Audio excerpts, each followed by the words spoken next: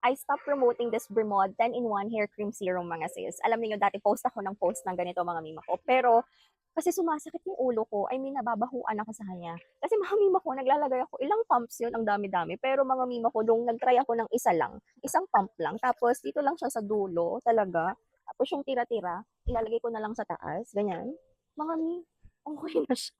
Siguro nasobrahan ko lang talaga ng lagay. Tapos parang na-trauma ako kasi nababahuan ako sa kanya. Ang sakit ng ulo ko kapag hapon. Hindi ko lang sinasabi sa inyo. Pero nung trinay ko, sige, try ko nga one pump, sabi kong gano'n.